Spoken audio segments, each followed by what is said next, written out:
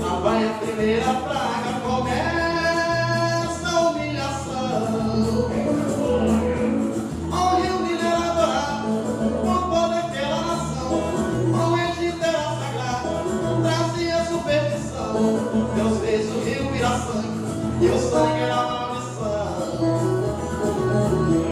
E essa praga terrível era sua demonstração, e o controle da água Deus tem.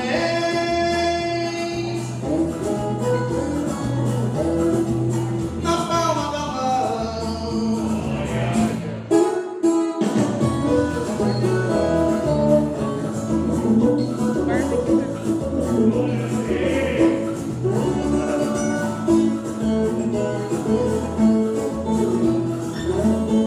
Chegando a segunda praga, trazendo grande agonia.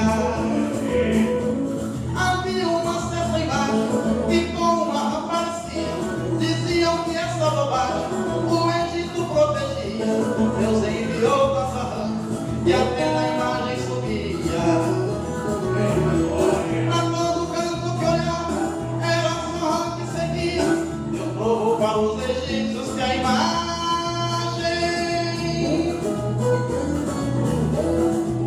pra nada servia.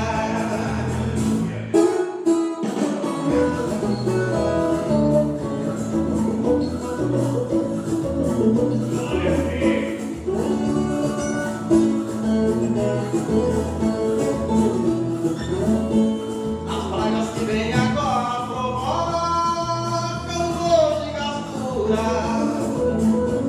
A terceira foi pior, levando o povo à loucura.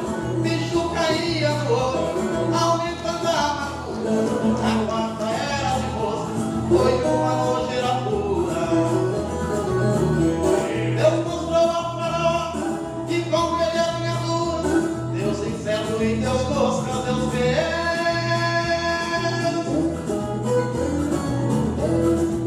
Perderem a postura.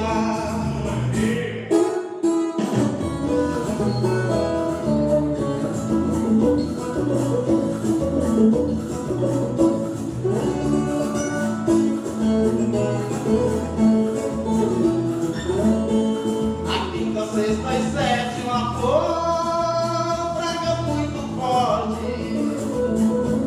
Na quinta Deus fez morrer aves, animais e corpos. Ninguém pôde socorrer, Deus nenhum trouxe suporte. Na sexta Deus mandou úlceras, nenhum homem teve sorte. Na sétima Deus mandou saraiva de sua morte. Tifões e Osíris souberam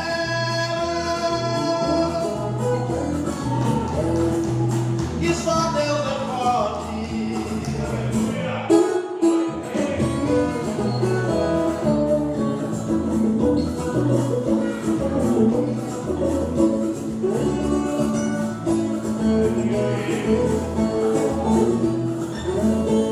Na oitava gafanhotos chegaram para devorar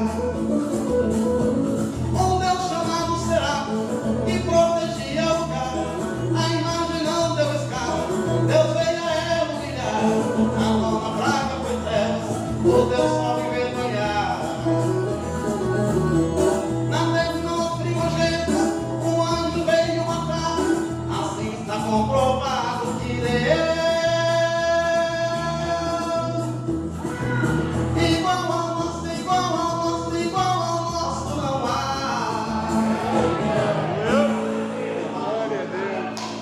Igreja, com a paz do Senhor Jesus. Louvado seja o Senhor Jesus. Estamos felizes por estarmos na casa do Senhor Jesus mais uma vez.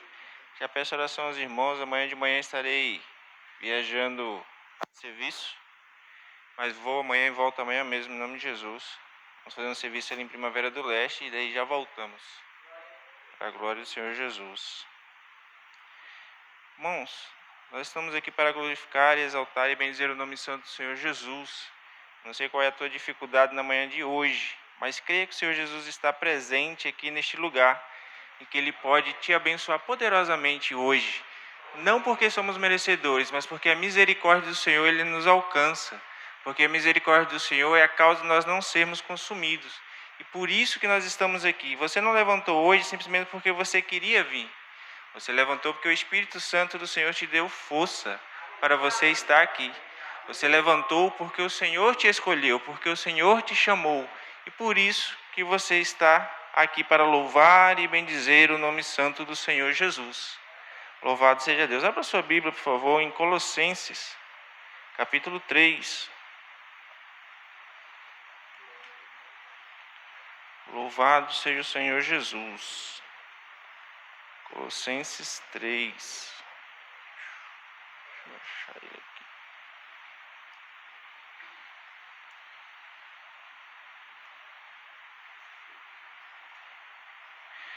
Do 18 em diante. Na semana passada nós falamos sobre casamento. Eu já quero continuar um pouco sobre esse assunto. Semana passada nós falamos sobre as escolhas, né? Era mais voltado a quem ainda estava iniciando esse projeto, quem queria ingressar nessa vida, no casamento, quem queria estar diante desse projeto tão maravilhoso que foi Deus quem criou. Nós vimos na semana passada que não devemos escolher casar apenas para fugir do nosso lar, para fugir de dentro da casa, para sair da opressão às vezes de um pai, de uma mãe, para apenas satisfazer os desejos carnais. Aprendemos tudo isso na semana passada. E o casamento não é uma válvula de escape de uma situação que você está vivendo, mas sim é um projeto de Deus para que você possa ter uma vida abençoada sobre a face da terra. Agora, depois que você já fez a escolha, que você não entrou num jugo desigual, que você orou a Deus, que você escolheu alguém para estar ao teu lado para o resto da vida, que você ingressou nesse projeto maravilhoso, aí tem algumas coisas. Vamos ver aqui em Colossenses 3, do 18 em diante, onde diz assim: os deveres domésticos. Vós mulheres, estejais sujeitas a vosso próprio marido, como convém no Senhor. Vós, marido, amai a vossa mulher, e não vos irriteis contra ela. Vós, filhos, obedecei em tudo aos vossos pais, porque isto é agradável ao Senhor. Vós, pais, não irritei a vossos filhos, para que não percam o ânimo. Vamos ler todos juntos? 1, 2, 3. Vós, mulheres, estejais sujeitas a vosso próprio marido, como convém no Senhor. Vós, marido, amai a vossa mulher, e não vos irriteis contra ela. Vós, filhos, obedecei em tudo os vossos pais, porque isto é agradável ao Senhor. Vós, pais, não irritei os vossos filhos, para que não percam o ânimo. Amém? Oramos ao Senhor. Deus bendito, Deus poderoso, Deus Pai. Te agradecemos, Senhor, por esta manhã abençoada, onde o Senhor está aqui, Senhor. Podemos sentir a Tua presença, a Tua graça e o Teu poder.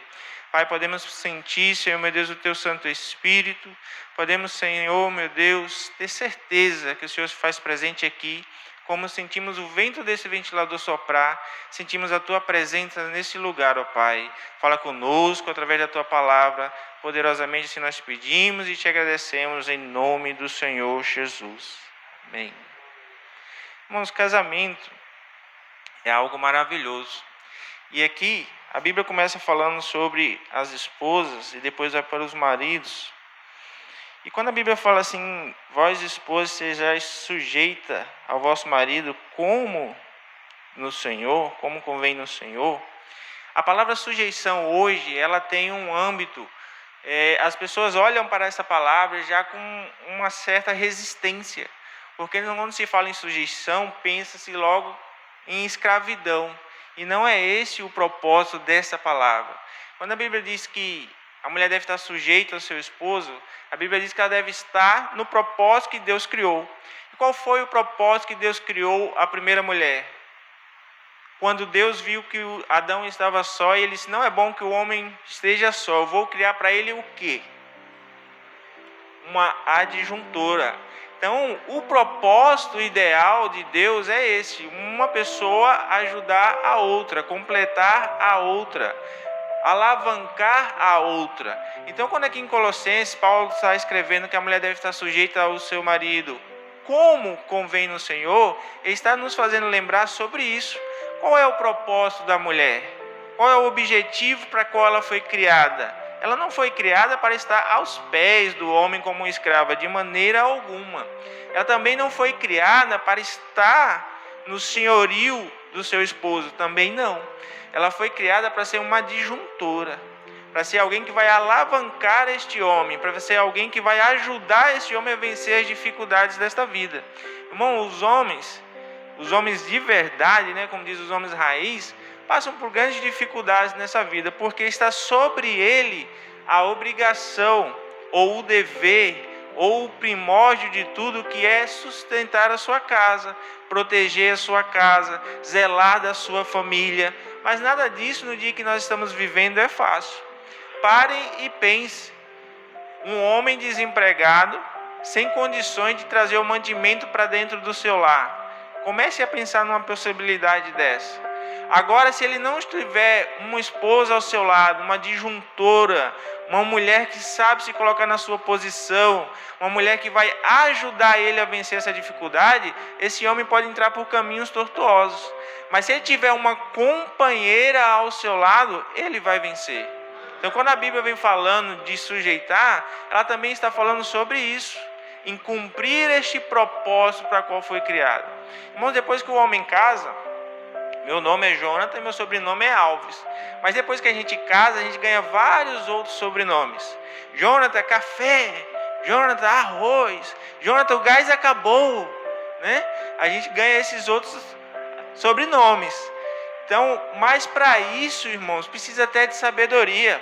Imagina o homem passa o dia inteiro trabalhando, servente de pedreiro, motorista, um trânsito desse terrível na face da terra aqui em Cuiabá, várias atividades que cansam. Agora o homem chega em casa muitas vezes até sem dinheiro, porque normalmente a gente tem uma certa dificuldade, a gente recebe dia 5 e dia 6 a gente já está sem dinheiro.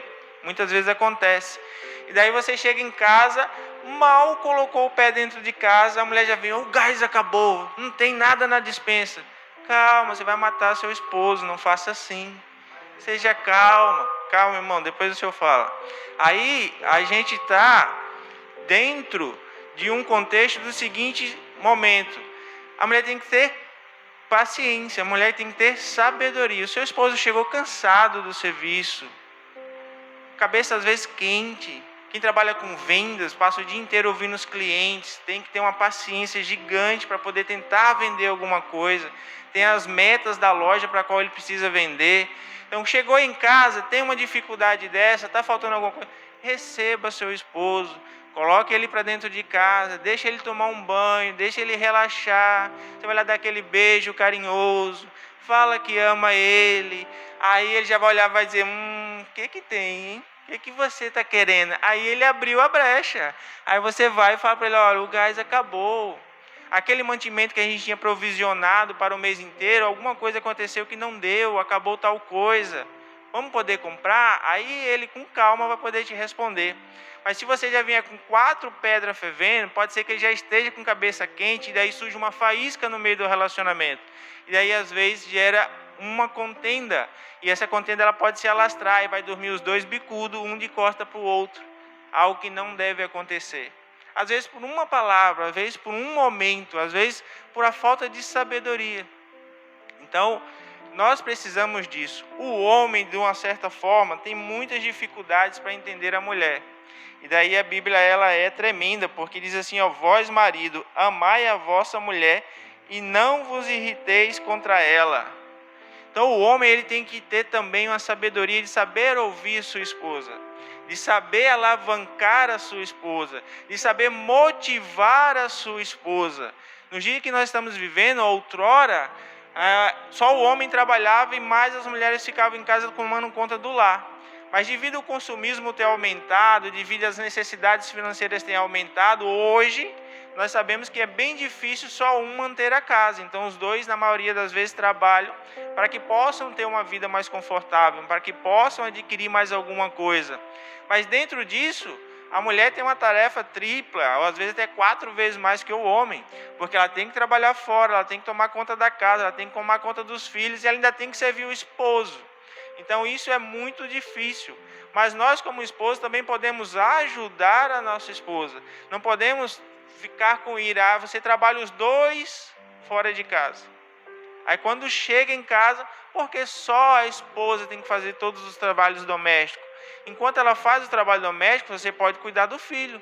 Pode ver quais foram as necessidades, dividir a carga com a sua esposa. Ou você pode fazer os trabalhos domésticos juntamente com ela, lava a louça, você enxuga, você guarda.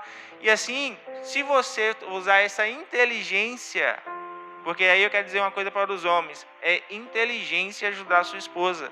Porque ela vai ter mais tempo. E se ela tiver mais tempo, você vai poder usufruir um pouco mais desse investimento que você fez. Irmão, porque mulher é um investimento caro, os irmãos sabem. Todo mundo quer ter uma mulher bonita, mas você sabe quanto custa uma mulher bonita? Porque não existe mulher feia. Existe mulher, muitas das vezes, maltratada, mal cuidada.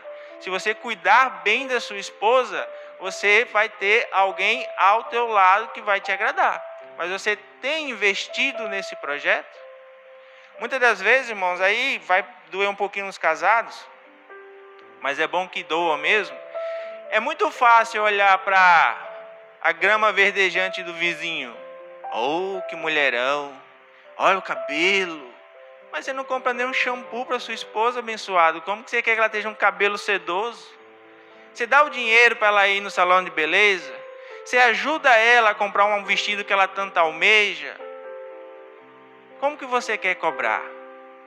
Mas aí precisa de estar em comunhão, irmão. Se o casal não estiver em comunhão, um não vai enxergar a necessidade do outro. Um não vai enxergar a dificuldade do outro. E daí a gente precisa entrar num consenso que quando eu caso, eu deixo de ser apenas eu e passo a ser nós.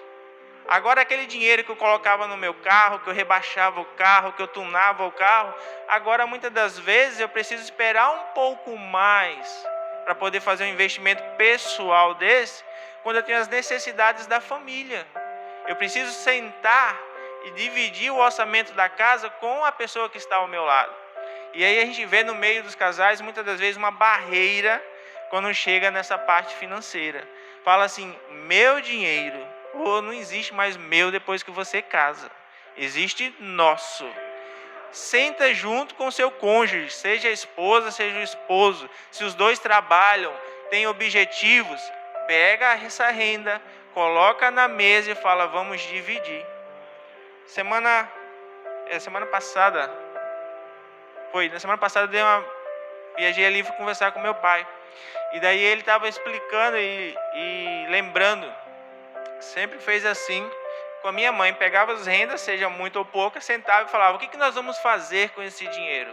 Vamos dividir nisso, nisso, nisso e nisso. Um vai ajudar o outro a planejar. Ah, mas por que o vizinho viaja todo final de ano e a gente trabalha de morrer e não consegue viajar? Falta de planejamento. Nós temos hoje vários pacotes de viagens baratos e que um casal pode viajar tranquilamente. Mas muitas das vezes, por não planejar, cada um tem planos individuais e daí não conseguem chegar a um objetivo coletivo. E a Bíblia diz que um reino dividido não subsiste. A sua casa é um reino. Muitos querem ser pastor, muitos querem estar aqui na frente pregando, mas o primeiro pastorado que um homem casado tem é o seu próprio lar. Lá, ele é o sacerdote do lar. Lá, ele é aquele que deve aconselhar, cuidar espiritualmente, cuidar materialmente, cuidar da família, orientando ela, cuidar da família, levando ela à presença de Deus. É o primeiro sacerdócio de um homem casado, é o seu lar. Então existe um projeto de Deus no casamento. Mas como estou eu hoje, como um homem casado, como uma mulher casada, dentro desse projeto? Muitas das vezes a gente olha muito para as gramas verdejantes lá fora. Mas eu posso cuidar da minha grama, eu posso cuidar da minha seara, eu posso fazer com que a minha plantação dê frutos e que eu não fique almejando os frutos de alguém, mas que o meu relacionamento conjugal ele seja abençoado por Deus. Mas para isso eu preciso estar dentro da palavra de Deus. Eu preciso alavancar o meu casamento. Eu preciso levar o meu casamento a um nível espiritual maior, a um nível profissional maior. Quantos casais, irmãos, eu acho bonito, casam e tem um propósito a longo prazo. E daí um fala assim, eu vou trabalhar e você vai estudar para passar num concurso. Aí aquele fica 6 meses ou às vezes 1 ano estudando e o outro cuidando dos compromissos financeiros. Aí esse que estudou consegue passar num concurso onde ele vai ter um salário razoável. Agora ele dá a oportunidade para o outro que segurou ele. Aí o outro também estuda e passa também. E a vida desse casal ele aumenta financeiramente e prospera. Mas por quê?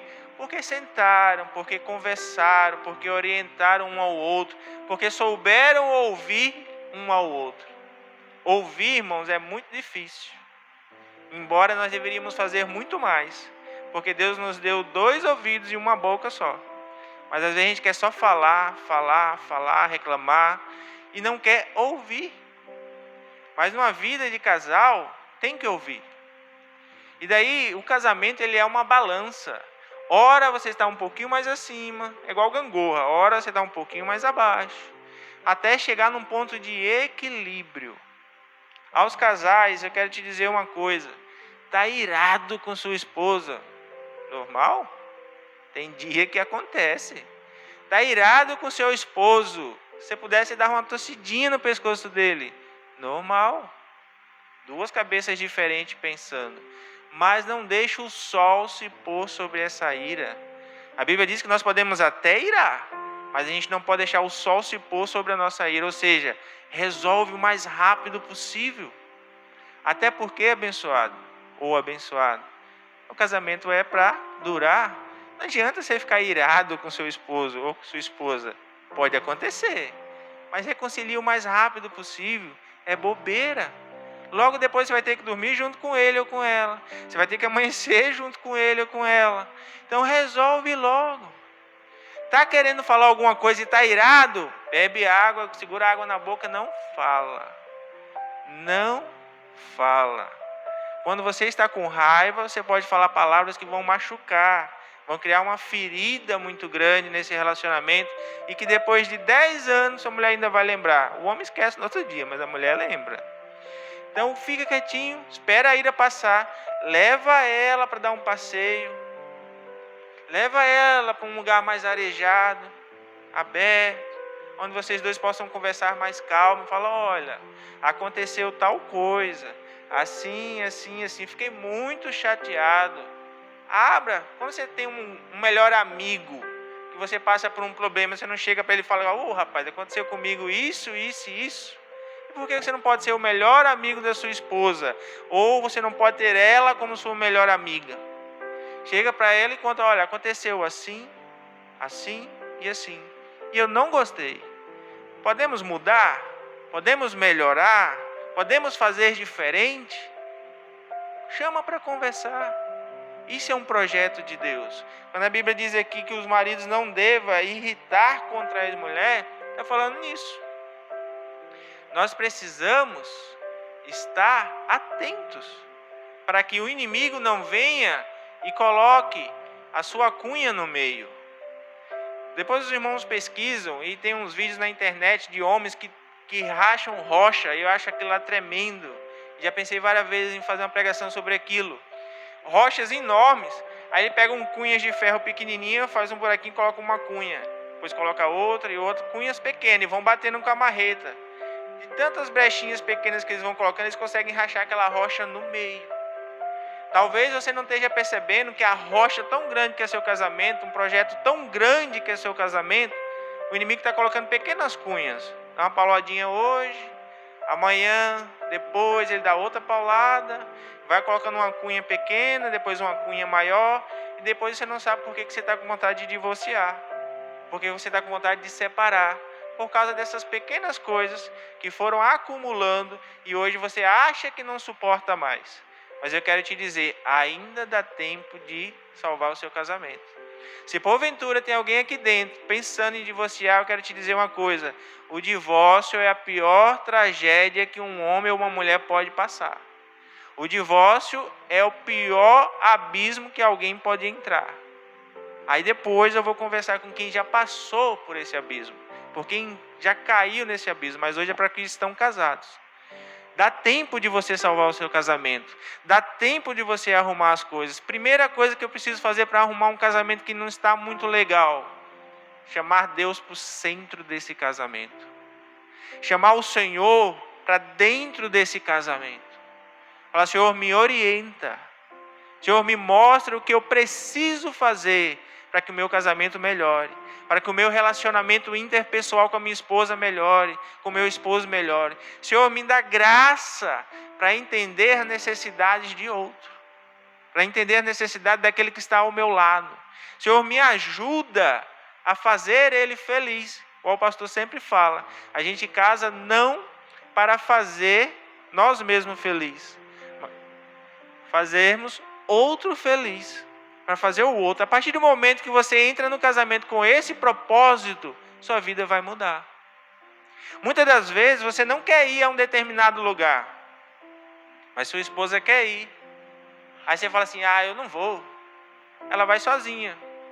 Chega lá, pode passar por momentos ruins que uma mulher não deveria passar. Mas por quê? Porque você deixou de cumprir a sua função, que é do protetor, que é daquele que está ao lado, daquele que está ajudando. Mesmo que você não quer, mas se é importante para ela, vai junto. Óbvio, tem momentos que você quer ter o seu lazer pessoal, ela vai te acompanhar. Mas eu não posso só cobrar, eu preciso primeiro ofertar, para que eu possa ter depois uma resposta. Para quando ela quiser me dizer um não, ela tenha do que lembrar. Poxa, mas ele faz tudo para mim, por que eu não vou fazer tal coisa para ele? Mesma coisa você. Mesma coisa a esposa. Ela vai fazer, na hora que o marido pensar em dizer um não para ela, ele vai dizer assim: mas poxa, faz tudo para mim. Cuida de mim, faz um bife acebolado, né, pastor? De colchão duro. Faz tudo que o homem quer. Irmãos, coisa tremenda é quando um relacionamento chega num ponto em que eles se entendem pelo olhar. Faz tempo que a gente não vê mais essas coisas. Mas quando o homem olha para a esposa, ela já sabe o que ele quer. Quando ela olha para ele, ele já sabe o que ela quer. É maravilhoso, mas para isso precisa estar em sintonia. Mas hoje, irmão, nós não conversamos mais. Esse é um dos grandes problemas dos relacionamentos hoje. Hoje a gente vê casais, e aí, irmão, fica tranquilo, que Deus está te orientando. Muitas vezes a gente vê casais que passam o dia inteiro na rua trabalhando. Os dois, na maior correria. Chega em casa, na hora do lazer, na hora de deitar, e em vez de conversar, cada um pega o seu celular e cada um vai olhar um Facebook, um Instagram, um WhatsApp. Coisas que não vão edificar o seu casamento e não conversam mais. Os dois estão tão cansados, daqui a pouco um está dormindo para um lado, outro está dormindo para o outro, amanhã acorda, corre e vem para a oração da madrugada, e vem para o culto à noite, e passa o dia inteiro trabalhando, e quando chega em casa nem se fala, e se passa uma semana, passa um mês, daqui a pouco você fala assim: minha esposa está diferente comigo, mas será que você também não está diferente com ela? Cadê a comunhão do relacionamento? E a gente precisa ter isso, a gente precisa ter aquele desejo de quando namorava. Quero ver, pastor, se alguém quando namorava saía de casa, morava lá no Tijucal, para lá onde eu e o Jonathan mora, 17, 20 quilômetros, e vinha lá no Santa Isabel, do outro lado da cidade, para ficar olhando o WhatsApp, cada um num banco. Jamais. Queria estar abraçadinho, se a mãe desse um vacilo, queria dar um beijo, né, queria dar uns agarros. E por que hoje, depois de casado, não faz mais? Por que hoje, quando tem a oportunidade de viver a plenitude do casamento, está preocupado com as coisas lá fora e não preocupa mais com o casamento? Precisamos acordar, irmãos. Precisamos entender que o mundo está mudando, mas nós vamos acompanhar essas mudanças do mundo até certo ponto. Se as profissões mudaram, eu tenho que me adequar às novas profissões. Mas se tem coisas no mundo que estão mudando, que está deteriorando o meu casamento, eu abomino elas. Eu não vou junto. Eu vou mudar naquilo que vai melhorar o meu relacionamento, naquilo que vai melhorar a minha casa. Se existe uma profissão que eu vou ganhar mais dinheiro e que esse dinheiro vai trazer um conforto para minha casa, para minha família, eu vou mudar, eu vou aprender, eu vou mudar minhas estratégias para trazer o conforto, para trazer o benefício para o meu lar. Mas se existem mudanças lá fora que vão trazer problemas para dentro da minha casa, eu X por fora delas. Porque o meu objetivo é servir ao Senhor e servir a minha casa. É assim que está escrito aqui. A esposa disjuntora vai ser sujeita ao marido. Sujeita no quê? Quando o marido chegar em casa brabo, cansado, ela vai ter a sabedoria de receber esse homem, de acolher esse homem, de acalmar ele e mostrar a ele muitas das vezes que ele está errado, mas de uma maneira sábia, de uma maneira amorosa, de uma maneira onde ele não vai ficar irado contra ela, mas sim que ele vai entender e vai reconhecer, falar, poxa vida, realmente eu estava errado, obrigado por ter me avisado. Mas para isso você precisa ter sabedoria, para isso você precisa ter entendimento, para convencer. Irmãos, vamos ser bem sinceros, os homens sabem, faz de conta que não sabe, mas sabe. Mulher consegue tudo o que quer, mas para isso ela precisa ter sabedoria. Você quer que seu esposo muda? Você consegue facilmente. Primeiro, você tem 2 joelhos que se você dobrar ele no chão e falar com Deus, acabou.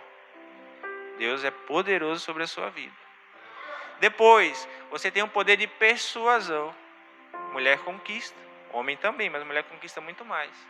Mas com sabedoria, com jeito, com calma, com carinho, você domina. Você ajuda. Você muda. Eu falo, irmãos, porque eu vivi. Meu pai era extremamente violento com os outros. Graças a Deus com nós não. Com nós era muito bom. Mas para querer matar um era daqui para ali. Mas quando ele chegava em casa irado, bêbado, embriagado, minha mãe acolhia ele, dava um jeitinho, pronto, daqui a pouco estava dormindo. Aquele leão virava um gatinho pequenininho e ia dormir. Porque tinha sabedoria. Então, mano, nós precisamos nos dias de hoje entender. Entrei no casamento. O casamento é um projeto de Deus. Já estou dentro desse barco. Não saia. Vá orar a Deus para que o Senhor mude aquilo que você quer que Ele mude. Para que o Senhor te mude primeiro para você alcançar os seus objetivos. Muitas das vezes nós não queremos mais mudar. Porque a gente acha que não vale a pena. Mas vale muito a pena você mudar para que Deus te leve aos seus objetivos, para que Deus te leve à felicidade que você tanto almeja. O Senhor tem propósito. E depois com os filhos, irmãos, que o tempo já se foi. Para quem está casado e já chegou a oportunidade dos filhos, vós, filhos, obedecei em tudo aos vossos pais, porque isto é agradável ao Senhor.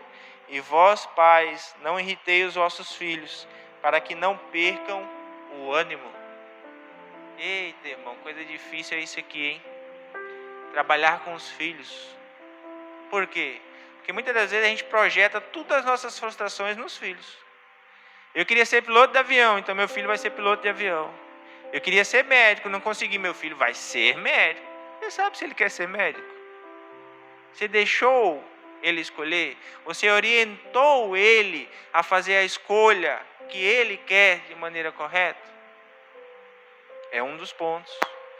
Mudanças culturais.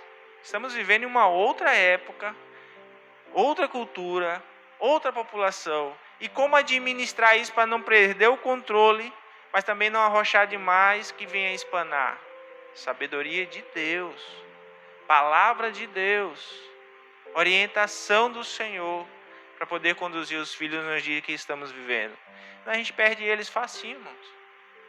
O mundo está lá fora, a escola está lá fora, a faculdade está lá fora, amigos com palavras que não devem estar lá fora. Mas quando o teu filho entra numa confusão gigantesca, quem é a pessoa que ele mais confia? Será que eu tenho a confiança do meu filho para ele chegar em mim e falar assim: pai, eu errei. Pai, eu aprontei uma daquelas. E agora, o que eu faço? Ou será que ele vai ter medo de mim o suficiente para procurar qualquer um dos amigos lá fora e dizer: rapaz, agora estou com 2 problemas.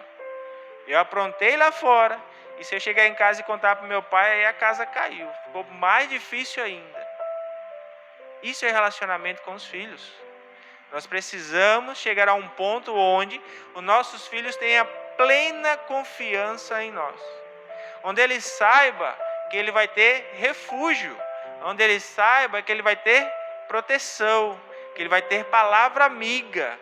Que ele vai ter correção, sim. Que ele vai pagar o preço pelos erros cometidos, sim. Mas que esse preço é um preço justo. Que é um preço realmente de correção, mas um preço de correção com amor, com carinho, com jeito. Mas, irmãos, quando eu errava, meu pai descia o cacete em mim. Eu apanhava de cabo de vassoura, de mangueira, de cipó de goiaba. O negócio era diferente. Tudo bem, isso foi na sua época. Nós mudamos. Hoje, se você fizer isso, você corre o risco até de ser denunciado. Eles já são instruídos lá na escola. Meu menino tinha, acho que 6, 7 anos. Estava na escola há poucos dias.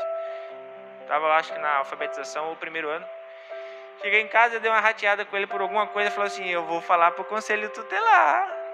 Pequenininho, irmão. Eu falei: fala que você vai apanhar 2 vezes. Mas já vem instruído de lá. Então você precisa desconstruir o que o mundo está tentando construir nele e fortificar ele na palavra de Deus. Meu filho, é assim, assim e assim. Como que a Bíblia nos corrige, irmão? Ela nos mostra 2 caminhos. E diz que nós vamos sofrer pelas consequências dos caminhos que escolhermos. Deuteronômio 28. Se escolheres servir ao Senhor, aproveitarás de todas essas bênçãos.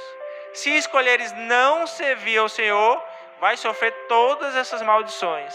Já sentou com seu filho e explicou para ele quais são os 2 caminhos? Ó, filho, você quer fazer assim, assim e assim. Mas eu já tenho mais experiência de vida, já passei por onde você está passando, e eu posso te dizer que se você for por aqui, vai acontecer isso, isso e isso. Mas se você for por aqui, vai acontecer assim, assim e assim. Ele vai ouvir ou não, irmãos, é outra história. Mas você orientou. E se ele não te ouvir, for lá, quebrar a cara, o que a Bíblia nos ensina a fazer?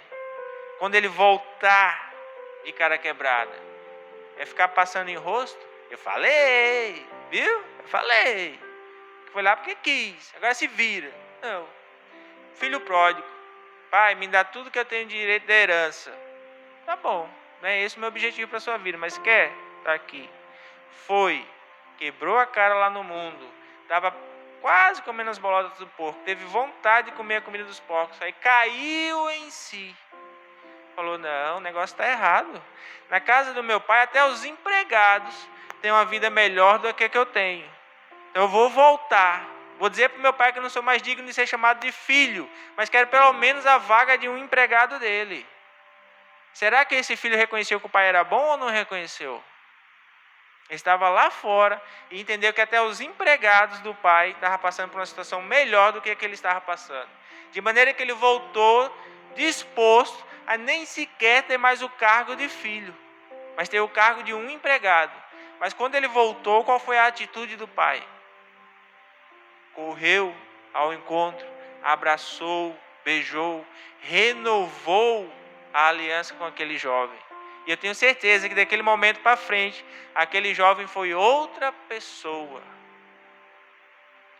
Quando teu filho chega em casa embriagado, quando teu filho chega em casa depois de uma noite de farra, como você tem tratado ele? Será que você trata ele jogando em rosto? Será que você trata ele, às vezes batendo, às vezes lançando palavra até de maldição sobre a vida dele?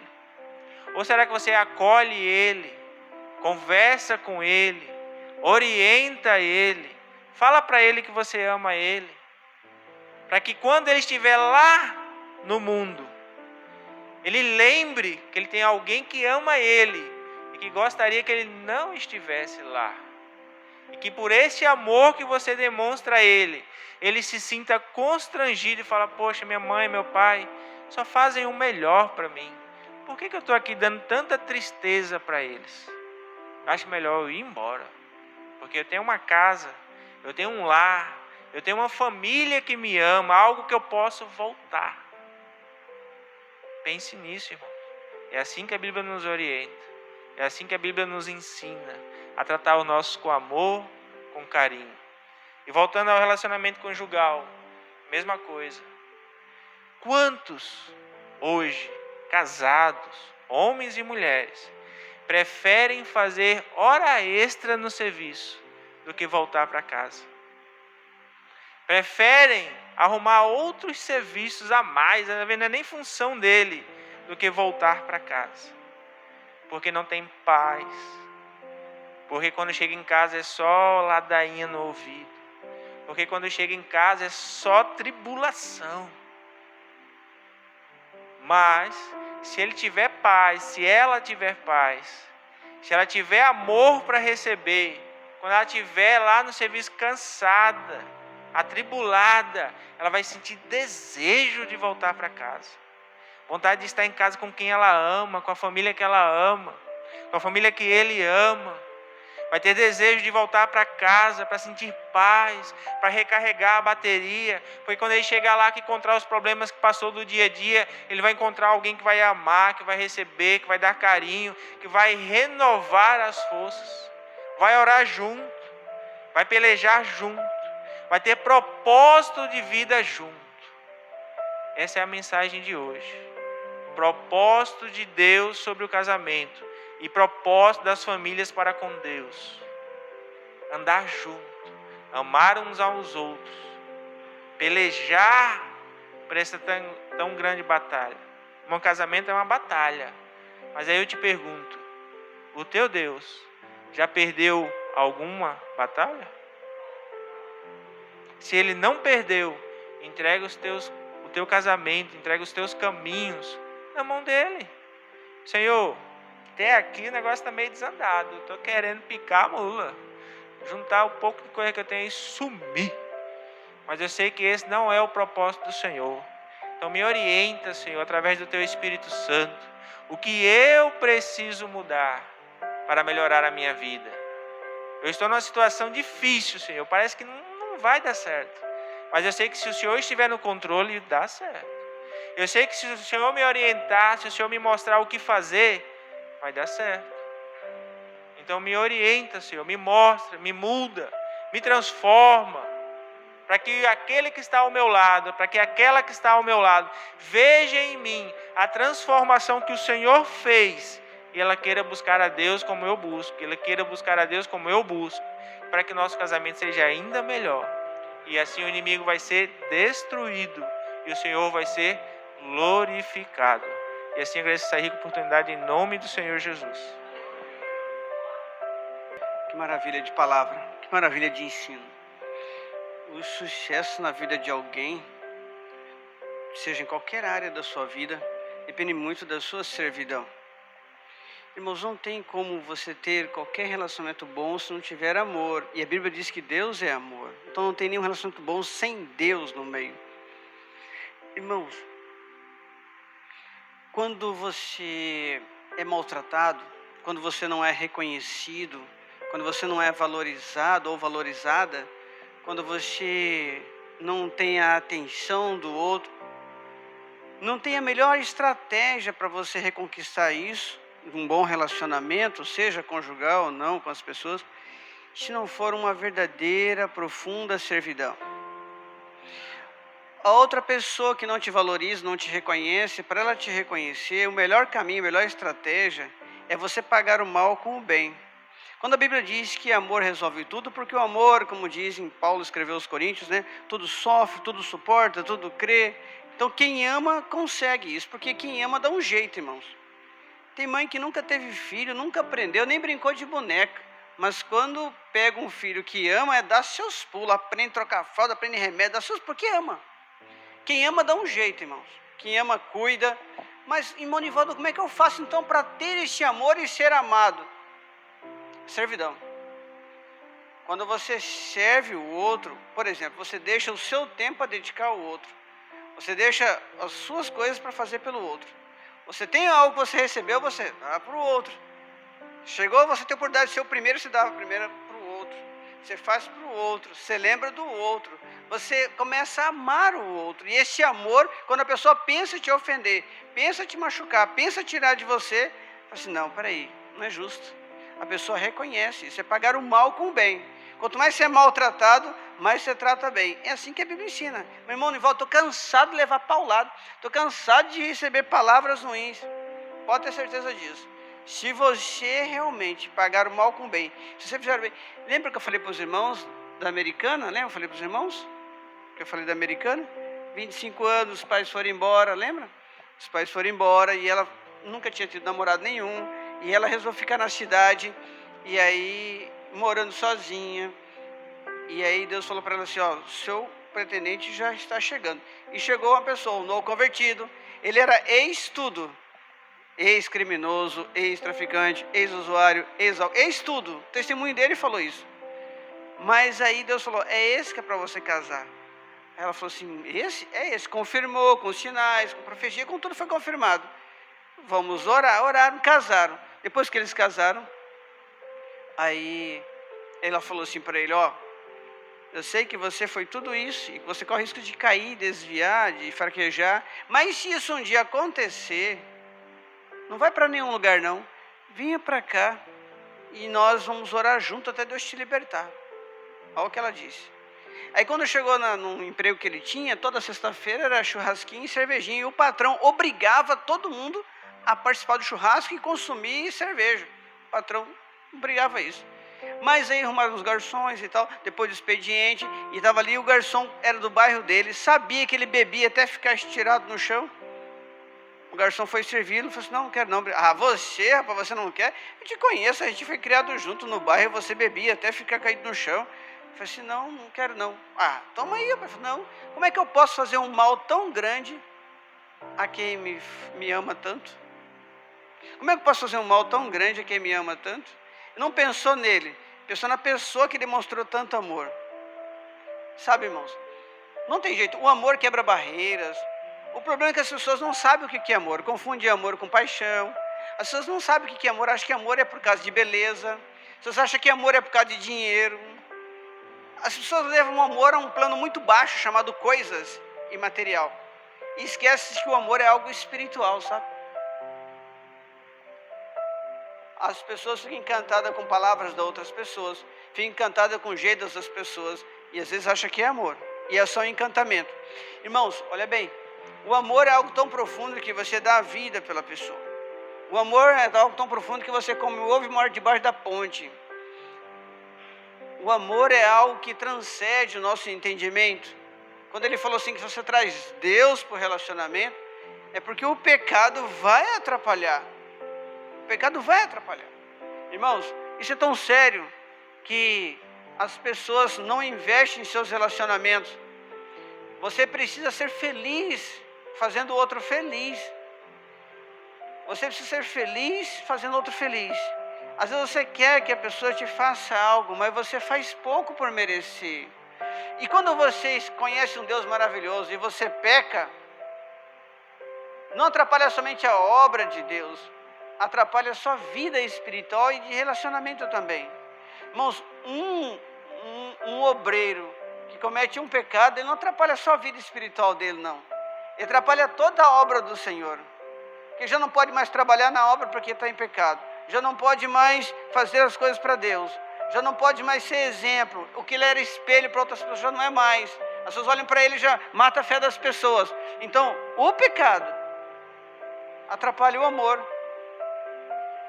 As pessoas irreconciliáveis que não perdoam. Irmãos, não tem nada melhor de eu convencer outra pessoa do erro com o meu exemplo. Eu convenço outra pessoa do erro com o meu exemplo. Mas se eu cometo erro, eu cometo pecado, eu não tenho moral. Não tenho moral para sugerir nada, para convencer ninguém. Eu preciso estar em santidade para querer o outro ser em santidade. Eu preciso usar do meu exemplo, porque só as minhas palavras não terão poder se eu não viver essas palavras. Então, irmãos, mas irmão Nivaldo, eu amo demais, eu faço tudo, eu ajudo, eu demonstro amor e só recebo paulada, só recebo.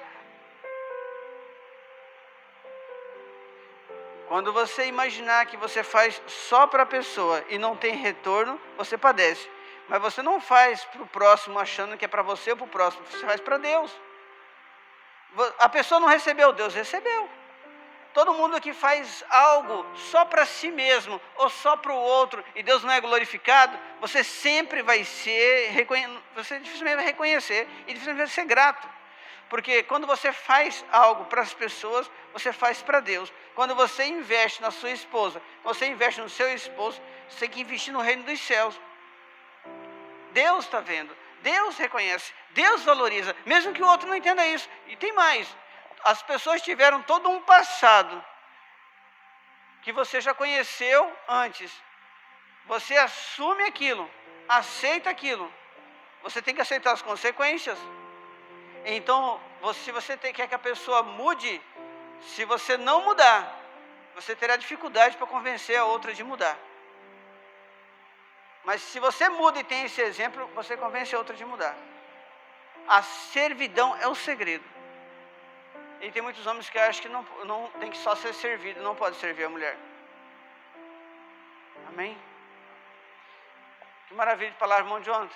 Deus abençoe. Precisávamos Deus ouvir. Seria para a noite, mas foi para hoje de manhã. Glória a Deus. Vamos ficar em pé, irmãos?